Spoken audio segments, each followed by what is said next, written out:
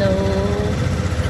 Ngayon po, papunta po ako sa tinatawag nilang Laguna sa Kayanguan. Ituturo ko po kayo kung paano papunta doon sa pinsan ko. Ito po yung papunta po sa Laguna, Kayanguan. Yan. Ito. Bali ang pupuntahan ko po yung sa bahay ng pinsan ko kasi ini-invite niya ako. Ito po tinatawag na lugar, Libuton. Dito po lumaki yung tatay ko. Itong way na to, doon. Yan, doon ang lugar ng tatay ko. Yan, sa Libuton. And then yung part na yun, doon yun ang lupa ng tatay ko. Yan. Yan. Ito yung lugar ng tatay ko. Yan. Yung part na yan, oh. Diyan sa tawid na yan. Yan ang lupa ng tatay ko. Diyan ang lupa nila. Kapatanga yata ang tawag dito. Ito na. Hindi ko lang alam kung ano ba tawag dito. Kapatanga or something. Kasi nakalimutan ko tanong ko sa tatay ko eh. Diba ang ganda, no? Ang sarap ng pakiramdam. Sariwa yung hangin. Yan. Ngayon, ituturo ko po kayo dito sa lugar ng tatay ko.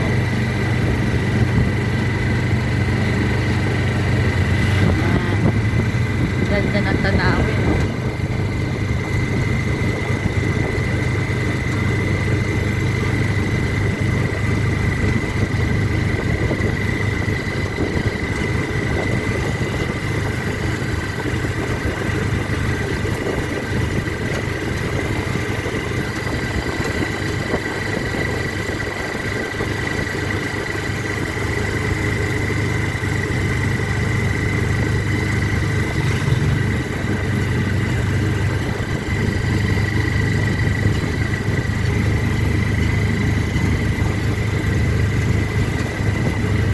Maganda naman ang daan po dito.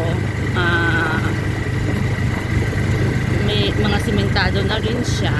Yan. Unlike before, medyo hindi naman po siya simentado, no? Siguro ang pagpunta ko dito, no, siguro mga more than 2 years na rin ako hindi nakapunta dito. Yan.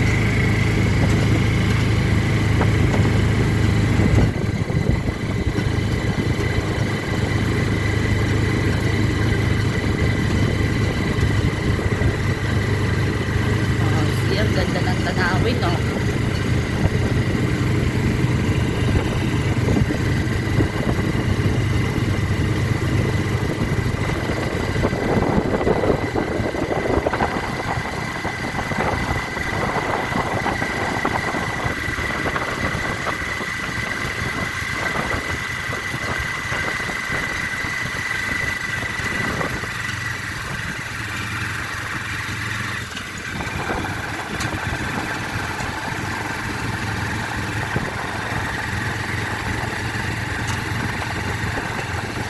Ngayon, medyo rough road na siya.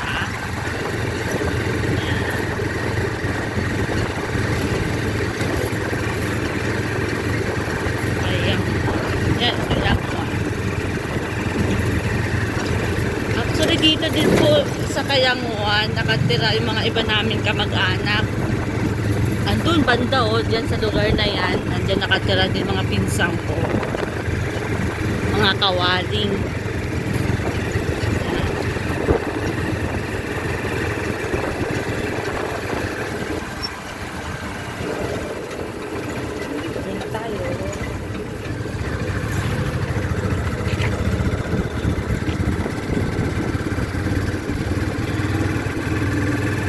Mga palay na tumba, oh.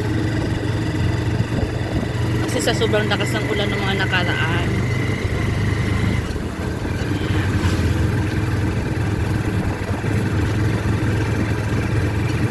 Papunta na po tayo sa tinatawag ng proper ng Kayanguan.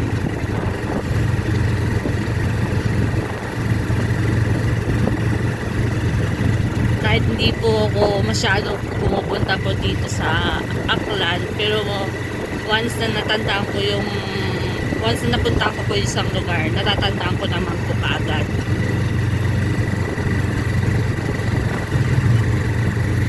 Ito na po yung tulay nila. Kapag napunta na po tayo dito sa tulay, ibig sabihin, ito na po yung kaninang pinaka-proper nila ng Kayanguan. Ang lilinis sila, oh.